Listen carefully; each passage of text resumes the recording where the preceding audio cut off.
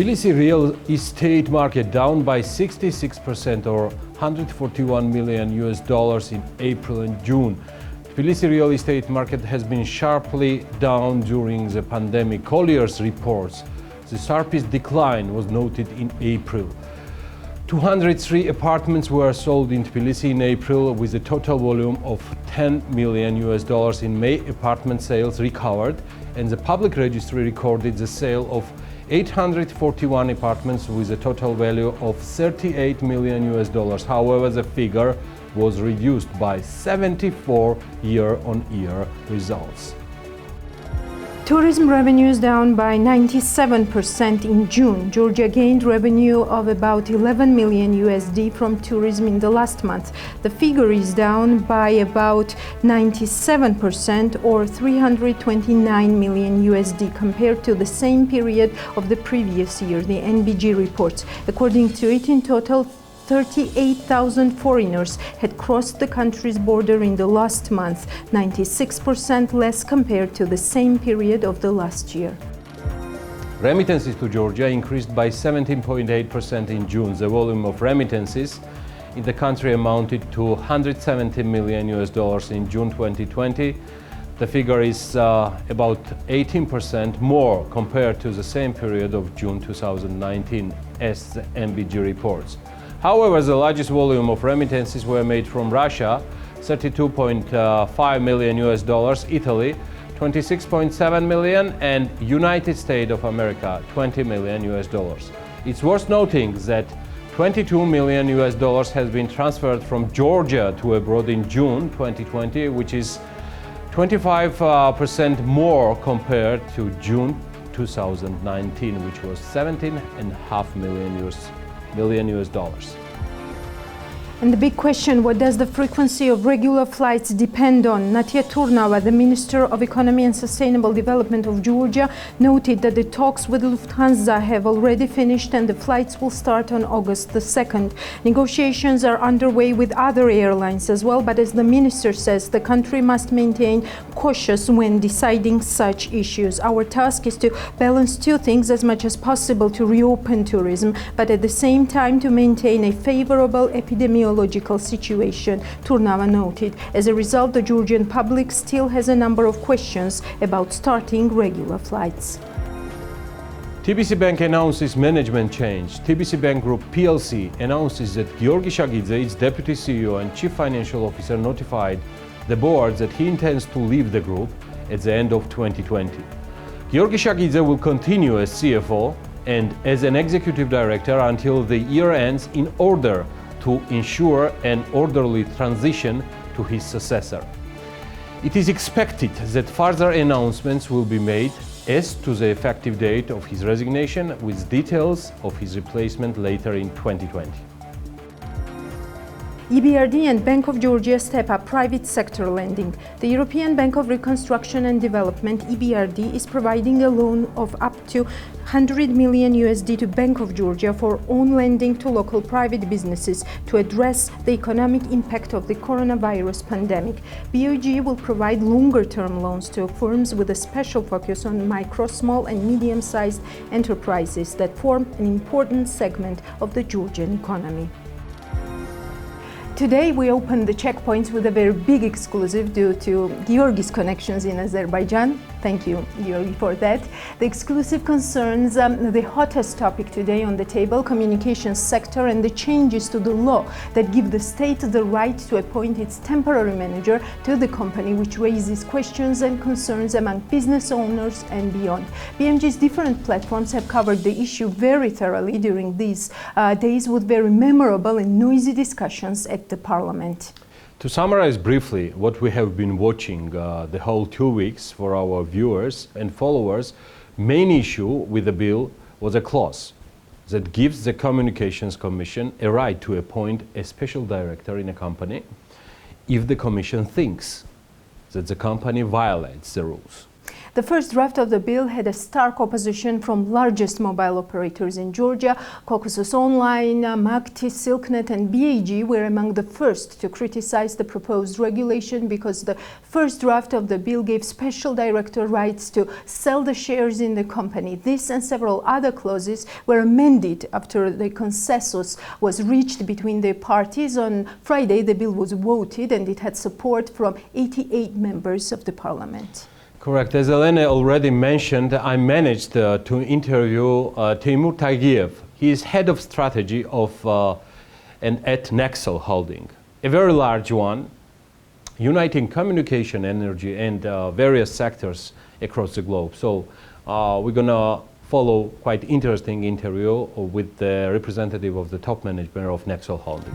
We have always considered Georgia as a kind of attractive market for our investments. And we're considering several potential opportunities in various sectors of the economy. But as of now, Caucasus Online is our own acquisition in telecom sector. But we have a huge investment program for Georgia because we know that Caucasus Online itself needs substantial investments because we have always considered Caucasus Online a part of the bigger project, which is Digital Silk Road. Can we talk about some amount of the total investment plan, what you, with your partners, plan to invest in Caucasus Online infrastructure, what you just mentioned? We have done some preliminary estimations, and as of now, the investment program of Nexel Holding related to the implementation of Digital Silkway project exceeds 200 million USD. It's 200 million USD, yes, am I right? Yes, yes, absolutely right. But that covers Georgia plus investments in the infrastructure in Caspian Sea and Kazakhstan and some upgrades in Azerbaijan as well. But if we're talking about the Georgia, we're sure that this investment will be more than $60 million. $60 million, okay. Yeah. It's a rough estimate because again, to make a precise calculation, we need to do a complete feasibility study for data center, tier 4 data center in Georgia. Plus, there will be some upgrades to the Black Sea cable itself. Okay, so while you mentioned that the investment will range from $50 to $100 million. Are local authorities aware about the project itself? My question is about the Digital Silkway. What I do have as a presentation personally from you, and now our viewers can see some details of this project, which is done and prepared by Nexel Holding. I think that the Georgian government has been aware of the project, like in overall details, because the representative of Nexel Holding has discussed the idea with the former Prime Minister of Georgia, Mr. Mamuka Bakhtadze, and also there were numerous international presentations of the project, including the latest presentation in Davos. They were aware of our plans to acquire the company, as they've been aware of the bigger picture, like the bigger project, which is Digital Silkway. And the idea is like to create a new digital transit infrastructure connecting Europe to Central Asia and then to China. Timur, it's an idea or it's already a project? It's a project. In 2018, it was an idea. And we turned that into project by the end of 2018. So now we have full legal rights to lay subsea cable in the Caspian Sea. Furthermore, if we're talking about Kazakhstan route, right now the project is in active implementation phase. We have completed technical feasibility study, and now we're basically planning to start construction in 2021. One more question, Timur. Is it a part of a true story that there was some preliminary agreement and also verbal confirmation? I'm not talking about the former Prime Minister. I'm talking about the acting head of GNCC, Mr. Bekauri, that there was some sort of verbal agreement between partners of Caucasus Online and himself about the acquisition of the shares of Caucasus Online. I believe there was some communication between the previous owner of Caucasus Online and GNCC, but I can't comment on that. Okay. But again, the thing that I would like to emphasize is that we know that prior to making that deal, you may imagine that such a big holding as Nexel Holding would consider all associated risks. And therefore, we really believe that the Georgian government was totally aware. That Georgian government was totally aware of our plans. For your plans and about the acquisition itself. Exactly. So therefore, we have been kind of surprised by such a hostile reaction of GNCC. For the end of the week, we followed some statements coming from Matthew Bryza, Ambassador Matthew Bryza, who is a non-executive board member of Nexo Holding. Matthew Bryza is well known to Georgian political and business community, so we were quite interested to follow him with our video conference, and our team had a video connection with him, and now we can provide our interview. Shotat Gashalashvili interviewed Matthew Bryza and asked questions also connected to Caucasus Online, so it's a very good follow-up for your exclusive as well. Yes, and you can follow Ambassador Bryza's full interview for the next day following in our BMG Media products. What can you say about the legislative process that is underway in Georgian parliament? What I understand is that Nexo Holding already paid $61 million, transferred the money already to buy Caucasus Online. This legislative process to me is strange in that context. It's different from the type of processes that we in the US government and the Georgian government had worked so hard to create. And Georgia's reputation in Washington remains quite strong as a country that is not pro-Western, is Western, is European, deserves to be in NATO, in fact, already. So that's how I feel about Georgia.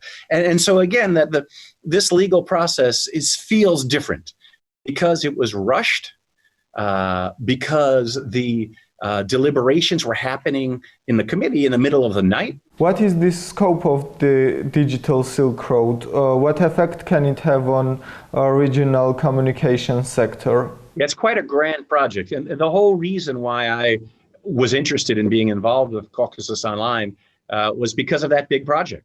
The way I got to know the South Caucasus and Central Asia, and Turkey for that matter, where I am now, was because of the East-West Energy Corridor, the Baku-Tbilisi-Ceyhan oil pipeline and the South Caucasus gas pipeline. Those projects were revolutionary in bringing and stabilizing, but bringing together Azerbaijan, Georgia, Turkey, and helping Azerbaijan and Georgia get access to European markets. And so this digital Silk Road, or the Baku Digital Regional Hub project, promises to do the same thing in the digital space, but on a much bigger scale. So the countries that would be brought together, as you were saying, would be not only Azerbaijan and Georgia, but they would be connected to Europe.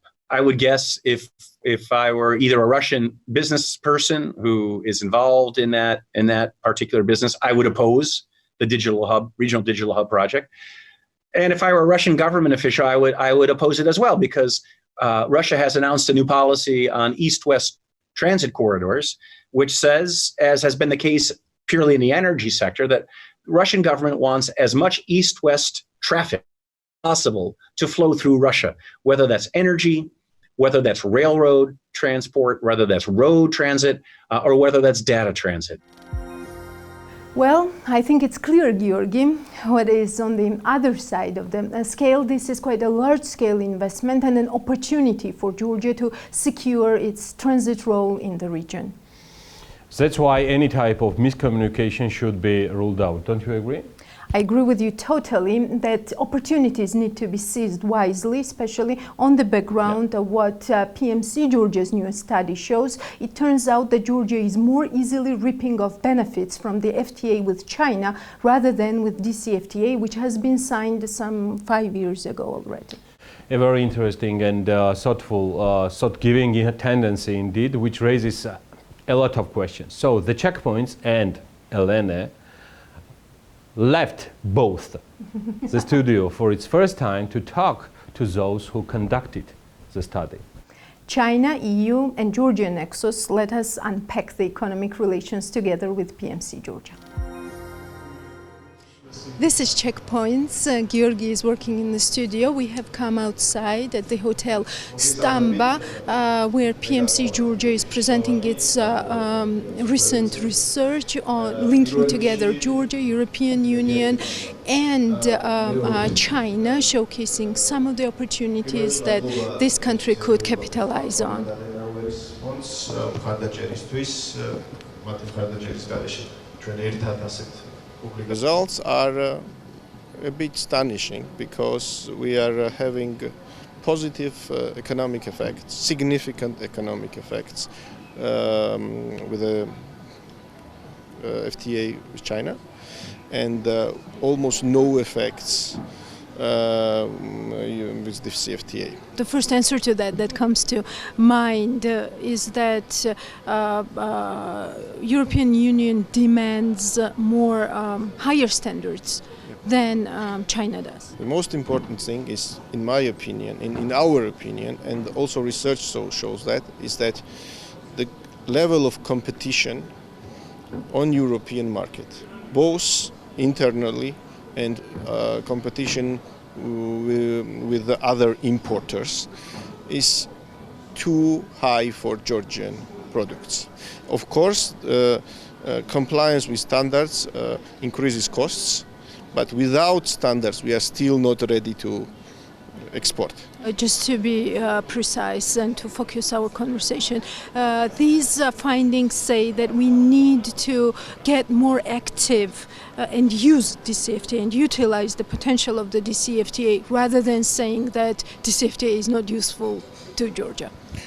I think that this research doesn't show that DCFTA is not useful. Major problem in regard to DCFTA, I think, is that we are falsely thinking that all regulations that Georgia introduced is related to association agreement, and we have to be here very careful and wise to introduce only those ones that will support our economy and not any that is some kind of interest of smaller or larger interest groups or politicians.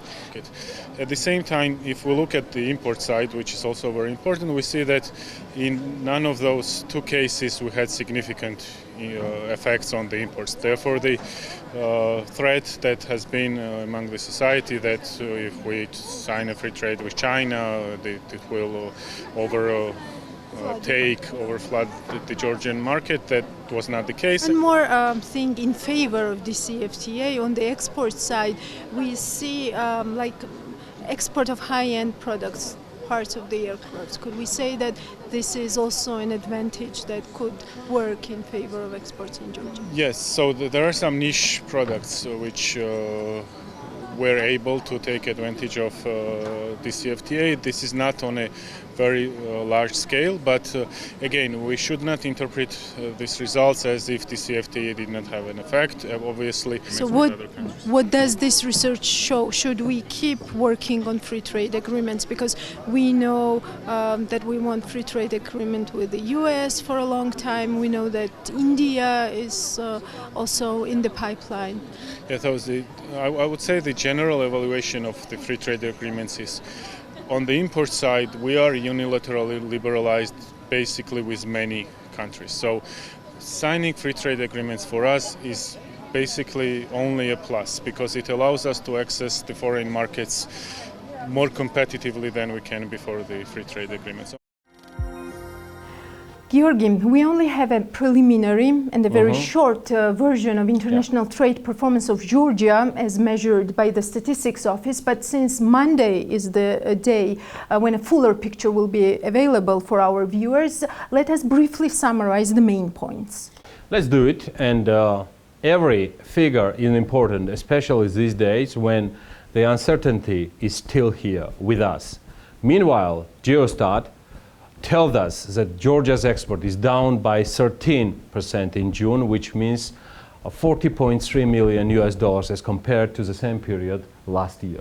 Yes, imports decreased as well, totaling to 57.3 million USD in the last month. The figure is 120.1 million USD, meaning that it's 17.2% less compared to the same period last year. And if we look at the broader picture, Georgia's export has made up $1.5 billion, which is 15.6% less in January-June in total, while import 3.5 billion US dollars, which is 16.5% less. Yes, and the last figure in this very short overview, but not the least definitely, especially for IFIs supporting Georgia, that's the trade deficit. It equaled 2 billion USD in January-June 2020, and its share in trade turnover constituted to around 41%. Yeah. We will know more in more details on Monday. And before Monday comes, let us summarize this week with our trusted source again, and it's TBC Research. Let's follow the key points again. And the first one could be that there is a boost in new mortgages on the last 7 days as of 15th July, with year-to-year growth reaching 30% for the period. What caught my eye especially, Georgi, is that growth of non-cash spending on doctor visits has displayed strong growth at 37% year-on-year, but decreased compared to last week. And another interesting tendency is definitely a stable growth for non-cash spending in restaurants, with the change currently at minus 22%. And also, I think it should be noted that reservations for, larger hotels in July indicate a 4% occupancy in Tbilisi, 10% in Batumi, 22% in Kakheti, totally leader in all the fields, and 13 in other regions as well. Yes, Georgi, this last tendency with the hotel occupancy is very interesting indeed. As you have mentioned, Kakheti is leading the way, and especially what is more notable is the segment of small and medium-sized hotels. Absolutely, and lastly, with opening fitness clubs, the tendency followed almost immediately. With the recent ease of regulations, non-cash spending on fitness already showing slight improvement at minus 75% year-over-year in the second week of July, as TBC Research tells us. I think the ground is set to invite our today's guest speaker. Lexo Alexishvili will be answering our questions. He is well in position to cover all the directions that we have highlighted so far in the checkpoints. For those who are not familiar, Lexo is former finance minister of Georgia and currently is the founder and managing partner of PMC Georgia. Yes, a very renowned organization indeed, involved in many directions of consultancy and research. In 2018, for example, PMCG was one of the leading consultancy companies as measured by revenues. 9,959,000 Georgian lari was its revenue in a single year, out of which almost 3 million lari was net profit. And PMCG also thinks of expanding its areas of consultancy, adding justice and security and education to its already diverse menu of advice. Lexo Alexishvili joins us at the checkpoints. Lexo, welcome to the checkpoints, and thank you for your time in the first place. Thank you, my pleasure. Yeah, we had a big exclusive today, thanks to Georgi. I'm really happy in the checkpoints. And the main thing that we see, along many other things, is that there is a tendency of miscommunication between the business community and the government. And this is quite a peculiar thing in these days, because what we heard from the business community when Georgian Dream was coming to the power was especially the emphasis on a very good communication between business and the government. What is your take on that, and what are some of the reasons behind this tendency? Thank you very much for the invitation, and also congratulations. That's a really very great pleasure to be one of the first guests in this quite interesting endeavor, because that seems like you are going beyond like Georgian environment and becoming more and more global, which is very important one. So congratulations. So regarding this business and government communication, which is very important, and it's obvious that time to time we always have some problems. This is not, if we look at this situation, this is kind of, not straightforward, and it's really very difficult to realize what is the real problem behind of it, because sometimes that's really very urgent and unpredictable reasons, and sometimes that might be absolutely missing of institutional issues. This particular case that we are just talking about, which was just recently raised within the communication sector, also shows that something is missing there, right? So. And we had the same proceedings with healthcare sector not long ago. Yeah, probably there are many others as well, which are not so much noisy, and that went through quite smooth and quiet mode, right? So, in this particular case, I think what is missing is also some institutional framework, which is needed to set up more transparent and open procedure for adoption of this legislation and amendments in the legislation. So we have been talking about regulatory impact assessments a long time already, but it is still missing, and it is not enforced literally. What we are following is that businesses are requesting only predictability. They are only requesting, tobacco companies are requesting, give us just an excise taxation plan. Communication request, we are ready for these regulations, but let us talk preliminary and discuss. Same in the healthcare sector, what Elena has mentioned. Do you see something else, how we can fix this problem? Because then we will sit in 2022 again, and we'll be thinking, and myself or Elena will be asking you, what is the motivation of government? What I'm saying is that there are two main pillars to address this issue. One is political commitment, and commitment coming from the government saying that, okay, we will communicate with the businesses, and whatever businesses are concerned with, we will just talk with them, and then we will solve this issue. Or if we are having some new ideas, we will just communicate with them first, and then we will just decide. We see that even in this government there are some personalities dealing with that much better, and there are some personalities not dealing with that at all, right? So that's and because of that, I think that we need to go beyond that personality issue, and to somehow create some institutional framework for that. The checkpoints attended PMC's research, and we see that even after 5 or so years, the CFTA isn't bringing the results we could have anticipated, right? China is doing better. We are starting from a very low basis, so to say. What's wrong there? First is that there is nothing wrong with EU-Georgia trade volumes, which we have right now. I mean, that is natural. For Georgian businesses to enter European market, in this case, much bigger effort is needed for that. So, and what is the solution in this case? Again, the solution is that we need to attract foreign direct investments from the European Union to increase the trade with the European Union. Do you consider, in general, not a part of your next survey, which was just published 2 days ago, that the problem what we have with FDI and in general, in the big picture, is that we are not oriented on mega projects. The only idea what we had was Anaklia, which was quite damaged. I'm not talking about Anaklia right now, I'm talking about mega project, which could considerably be another boost for the Georgian economy. Absolutely, I agree with you, but we need to also consider that these mega projects are more also kind of riskier. If there is from the investors there are some requests, when the private investor is coming and they request sovereign guarantee and they are asking for this sovereign guarantee, then always there is the huge question.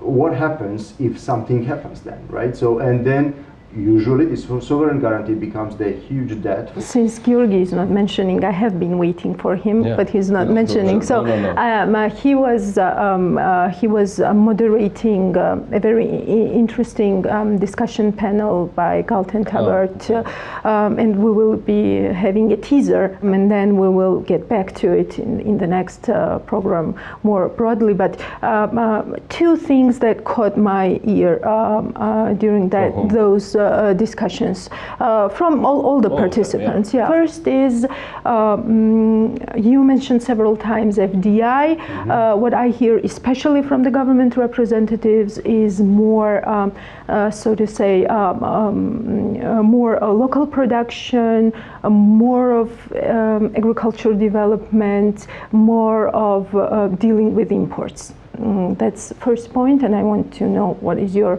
take on that. And another point is this diversification from tourism.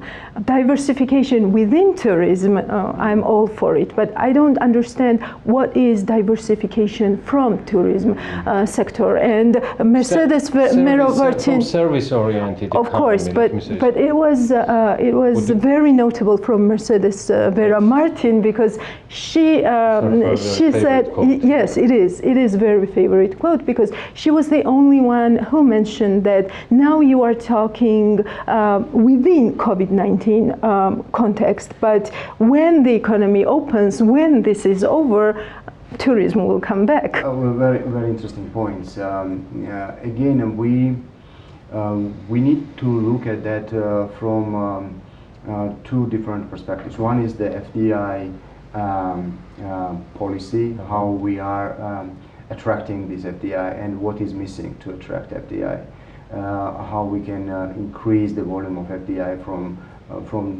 various countries, not also to diversify this the sources of FDI from different countries.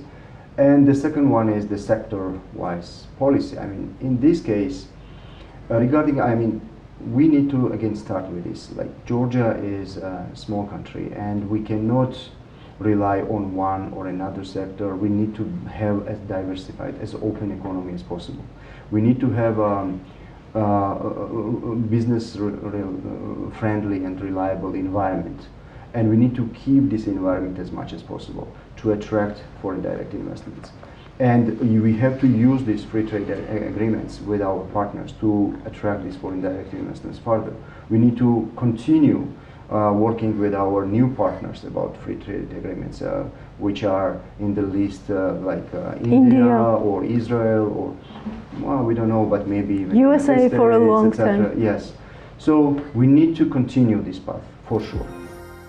This was Alexo Alexishvili with interesting insights. FDA was definitely one of the focuses of the moderated panel from Galt and Taggart, bringing together IFIs and the government to discuss what's ahead for Georgia, since COVID-19 has changed not only local but global context as well. So, Georgi, let me ask you, since you were the moderator, what were some of the main points that have been emphasized during this panel? Well, Elena, be honest, I think panelists, they covered all important topics that have been unveiled by COVID-19, and they are related to the reshaping of the world and the challenges and opportunities that this reshaping brings to our country. Galt and Taggart have identified specific sectors that can be more open to attracting FDI, and this interaction between the government and IFIs was very timely and fruitful. Wonderful. Then here is the short part of the panel today, but we will do the follow-up as well. What will be your recommendations to the Georgian government? I think the crisis highlights the importance of advancing structural reforms.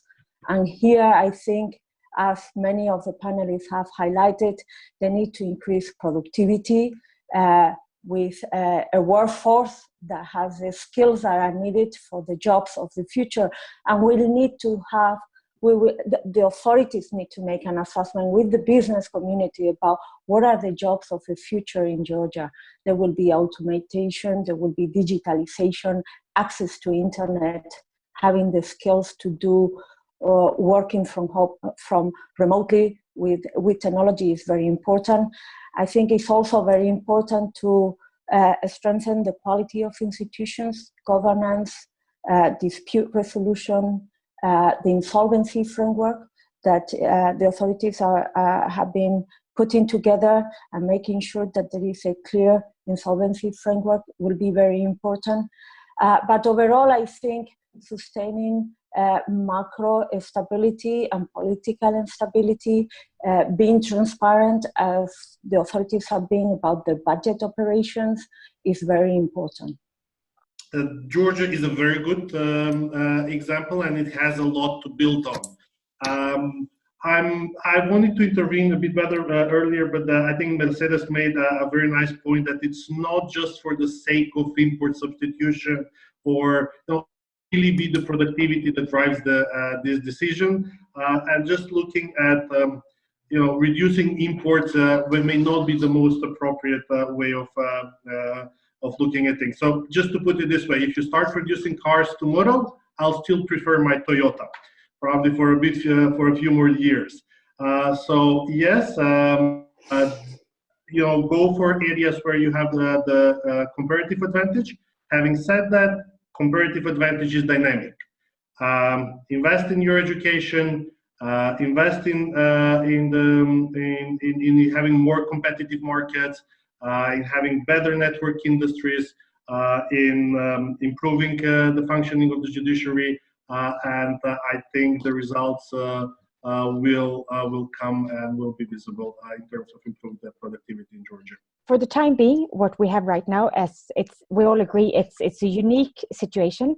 Let's use the situation to fix what needs to be fixed within the next 10 years anyway. So assuming that Mercedes will allow us to use some more fiscal space for sovereign debt, I would say fix all the roads that need to be fixed now when there are few tourists, upgrade the electricity network to make sure everyone can work from home uninterrupted, internet access for everyone. Georgia has taken an enormous leap now in terms of digitalization, just because we had to during these past couple of months, and let's continue to build on that. I wouldn't be too worried about using a bit of extra sovereign debt capacity to get this done now, because it's just moving it in time, because over 10 years it would have needed to be done anyway. And then with all this infrastructure work, these projects create lots of jobs outside the tourism sector. They will need material, which is good for the construction sector. So there will be a knock-on effect throughout the economy. So I really think this is what needs to be done now. Even though this is a sovereign-led, it will support the private sector for sure.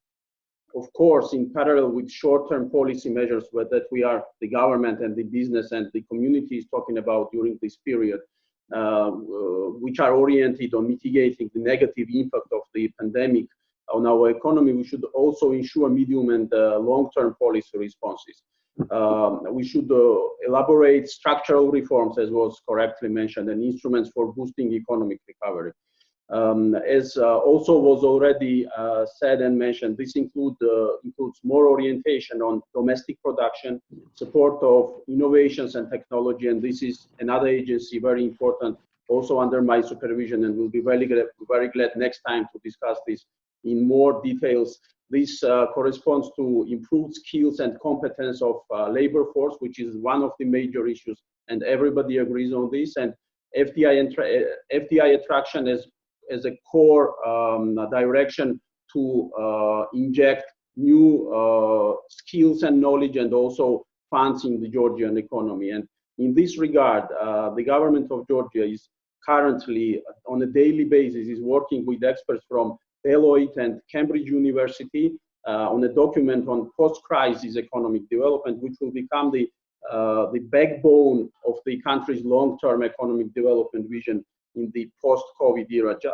We assure the business community and the donor organizations that every step of this document development and the presentation and the action plan of its implementation will be in detail communicated with every stakeholder in order to this document to become the real action plan for every stakeholder, government, business, donor organizations, and every other party which is related to these economic activities. We identified that throughout the years, tourism has been driving Georgian economy, and we saw the influx of direct investments as well, as Archil mentioned.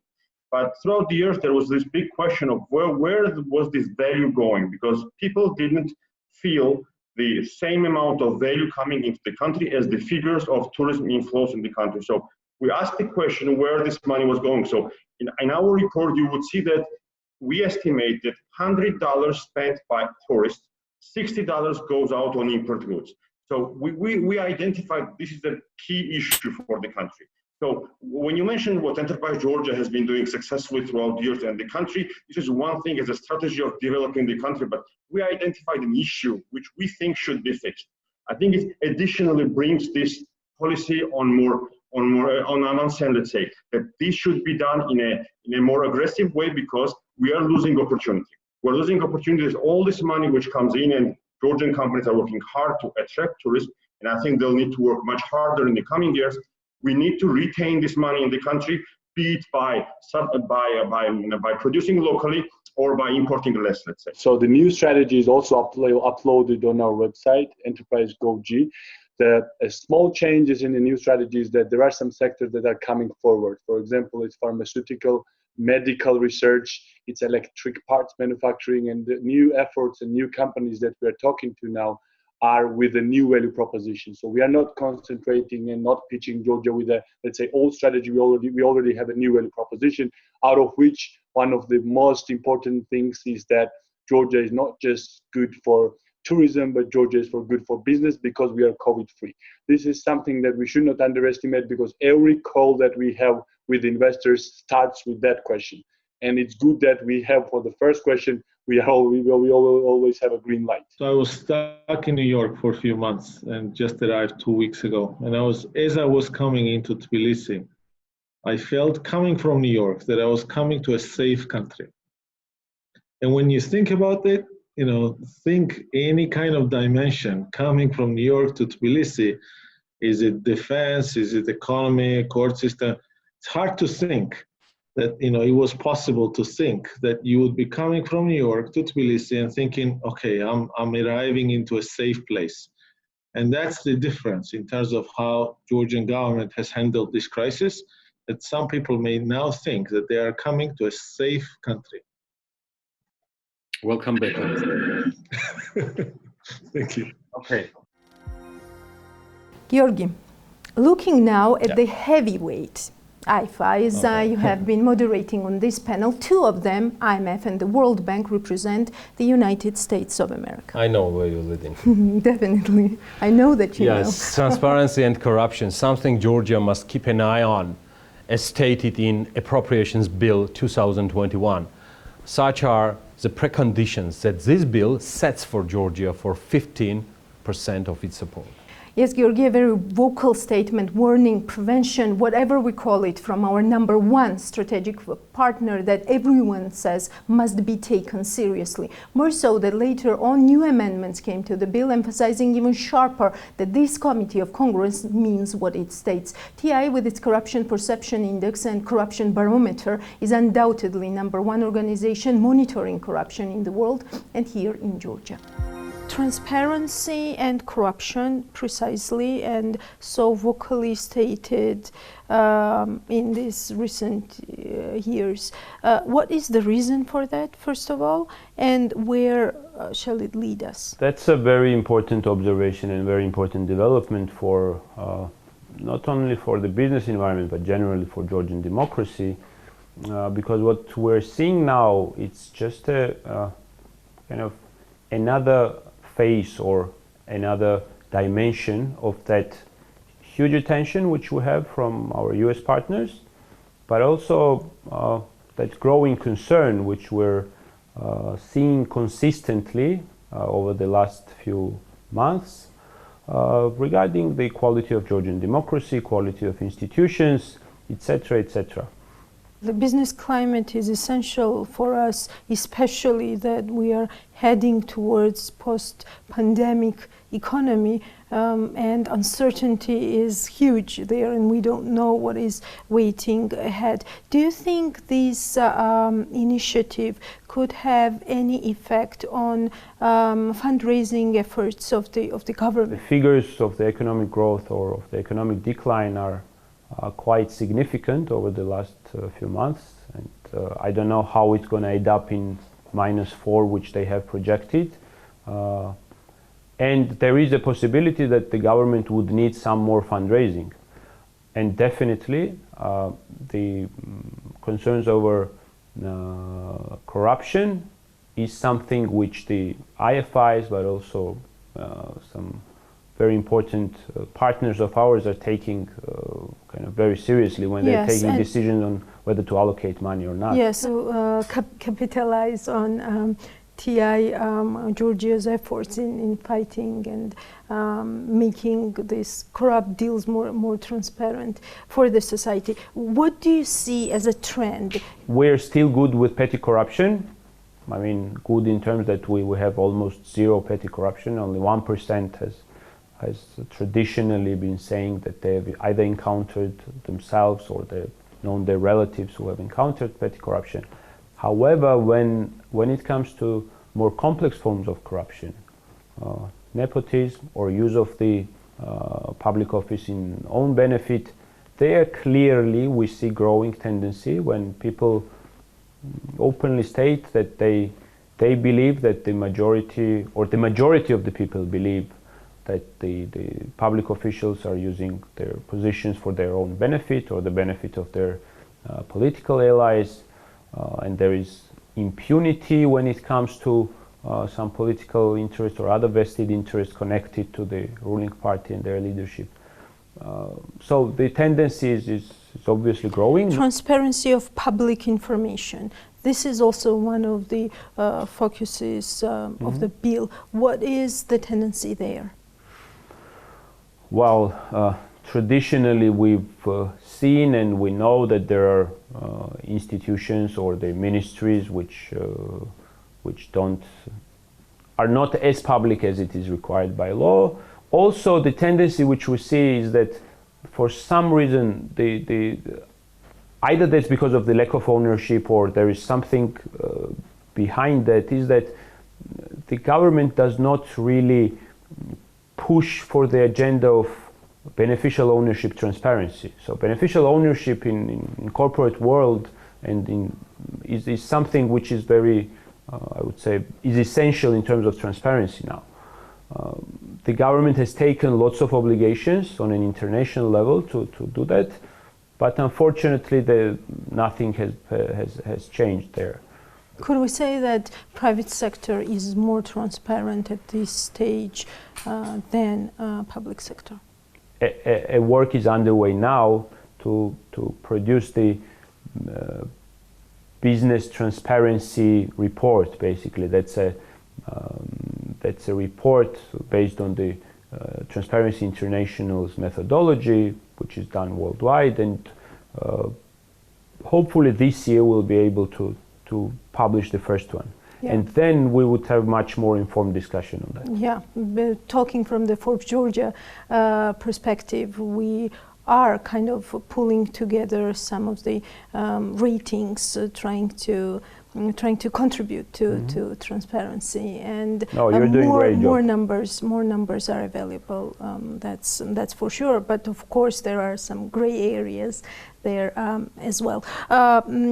Could you name some of the crucial recommendations that TI Georgia has provided during these years, and what was the reaction of the government? Currently, we think that the solution to the many corruption problems which we have in this country is that we don't have a single powerful and dedicated anti-corruption institution in this country. We think that the most applicable examples are from the Baltic countries and Eastern Europe, some of the countries of Eastern Europe, namely Slovenia, and we have come up with a model for such an agency, which obviously we're always also very negatively looking at an attempt to increase bureaucracy and create another agency. But in this case, what we're suggesting is to pool certain functions already existing in different agencies under one umbrella and put an unbiased, politically unbiased leadership over that agency. Sort of one-stop shop for exactly the one corruption, which will be dedicated and empowered enough to really combat corruption. Another recommendation of ours is to somehow limit the participation or benefit from the state budget, participation in state procurement and benefits from the state budgets and state money for offshore companies. We understand that for some businesses, doing investment through offshores might be a useful way of doing business, and that's fine for them as long as they invest, obviously. I mean, that's not fine from the transparency point of view, but yeah, what and we're offshore saying is not labeling per se. Yes, absolutely. But what we're saying that unless we know the beneficial owners of those companies, they should not be participating in state procurement, or they should not get any form of any state funding or state support. Let's hope that this will stay as an initiative, and appropriation bill won't have to withhold that 15% for Yes, Georgia. I hope that definitely that this will be a signal to the decision makers in Georgia that they should change the situation unless they would face consequences. And trust me, those consequences would be far beyond that 15%. Thank you so much, and thank you for taking our questions. Thank you for having me. And now from TI straight to Grammy Awards with Forbes 30 Under 30 and its absolutely new Georgian character, Nika Kandelaki, the first Georgian music producer representing Eastern promotion and who has entered Grammy Academy. And who has opened doors to the world-renowned artists to Georgia, and who has let local artists hit global arts floors. Traditionally, Maria Madamia reports.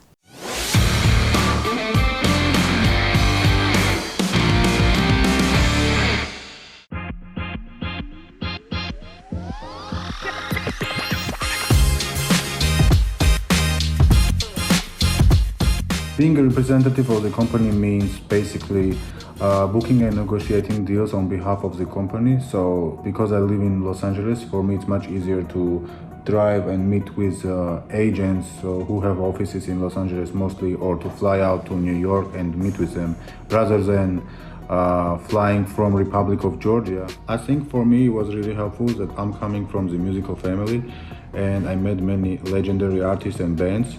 So I was working as a runner, then I got promoted and I started to be a project manager. I booked and negotiated deals for the company, and also I think it was helpful working for Quincy Jones Productions and for the singer Macy Gray. That helped me to understand how real professionals are working. So I was 18 when I moved to Prague, and for me it was really hard to be independent, and I think that was the biggest obstacle at the beginning. Later on also I realized, of course, that I have accent and my English was not perfect. So I was working on that. I'm still working. Me being in USA and in Los Angeles is helping a lot my company to book bigger acts, and I think economically it's very beneficial for the country as well, because organizing a big concert also attracts tourists from abroad and local tourists. Except that people are buying airplane tickets, driving to the cities to see the concert, spending money at the restaurant, so it indirectly or directly affects the economy, and of course it affects positively, and that's why I think it's very important to have multiple people as me abroad who can popularize the country. I am already doing great. I worked for many big celebrities. I toured around the world with stars. I organized many big concerts. I met lots of promoters internationally. And I think putting myself in the box and having one specific long-term goal will not be beneficial for me, and I might lose other opportunities.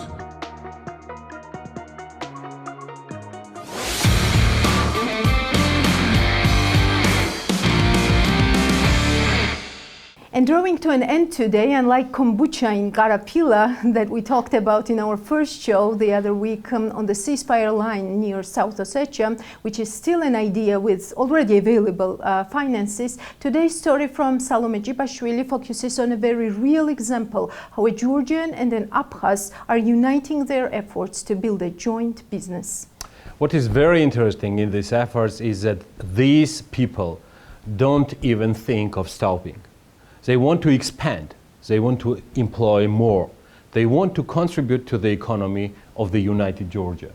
And here we are to help them to set the right precedent. We believe that success is contagious and shared values are reinforcing.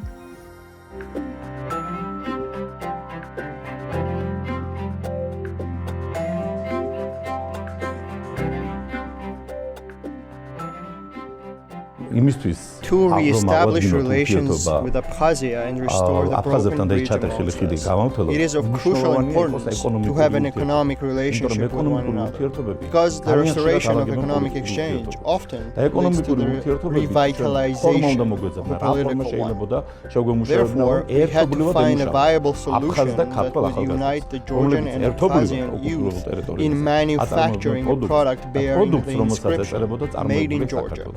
Product is made in Gali, and eat, like Sukhumi, Gagra, or Chamchire, and so forth, is an indispensable part of this nation. The initial stage of the production was concerned with the logistics of the matter, and the production of vodka seemed to be the easiest of the available options. So Samrzakna was born, a fully natural spirit, without any additives, and is being produced with the high-level Italian technology, but with a Georgian method.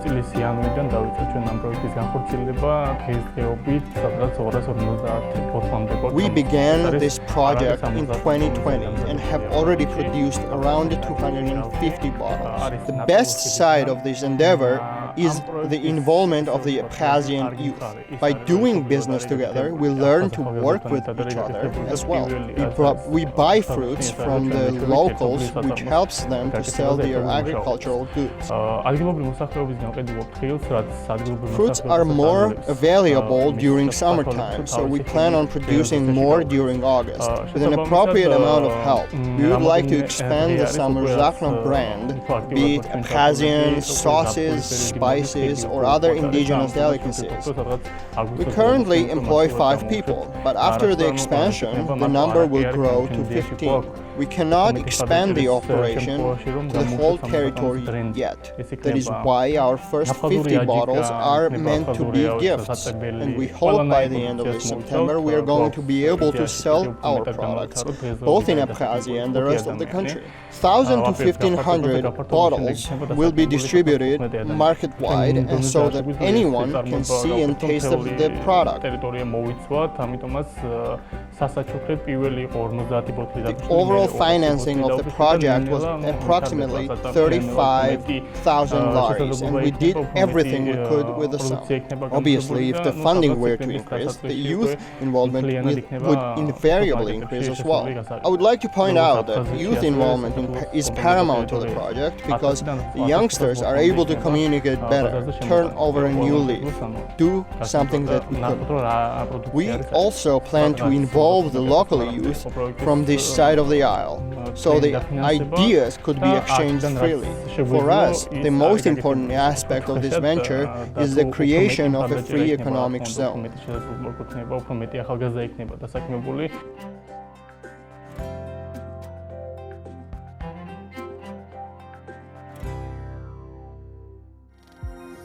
Well, I guess this is all for today. We'll see you next week in the checkpoints.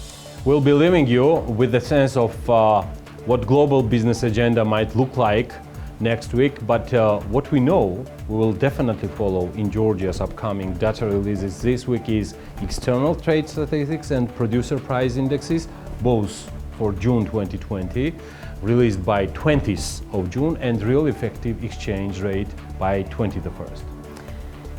Thank you. Thank you so far. It was my pleasure again. And thanks for watching us. We'll meet you next Sunday again. Lawmakers in the US Senate will resume contentious talks on a new coronavirus aid bill next week as the US economy approaches a critical stage in the recovery from the pandemic. Extended unemployment benefits for the approximately 32 million Americans out of work are due to end on July 31st. In the Eurozone, leaders are still trying to hammer out a deal on a possible recovery fund worth €750 billion. German Chancellor Angela Merkel warned the European Union leaders may not reach a deal on a coronavirus stimulus plan on Sunday as marathon negotiations ran into a third day and tensions mounted over the demands of wealthy but more fragile member states. PMI figures from Germany, France, the Eurozone and the UK on Friday will provide more insight on the strengths of the post-lockdown economic rebound in July. Also interesting will be retail sales data in the UK and the June trade balance in New Zealand and Switzerland. Unemployment rate and the decision on interest rate changes are expected to be published in Russia next week. As for South Korea, the second quarter GDP figure will be published as well. In addition, the results of a business survey in France will be important. The world's fourth largest economy has surveyed 4,000 business leaders. In Italy, a survey may be conducted on the level of business and customer confidence, the results of which should be also expected in upcoming week. Economists say unemployment remains uncomfortably high because of a second wave of layoffs which could intensify as the resurgence of the virus depresses demand and increases bankruptcies, especially in the retail sector. Other big names reporting this week include United Airlines, Southwest Airlines, Twitter, Snap, AT&T, Verizon and Chipotle Mexican Grill. Tesla, which has seen a strongly rally this year, is due to report its latest quarterly earnings on Wednesday. Microsoft reports results Wednesday, followed by Intel on Thursday, with both seen likely to have benefited from remote working trend during the pandemic.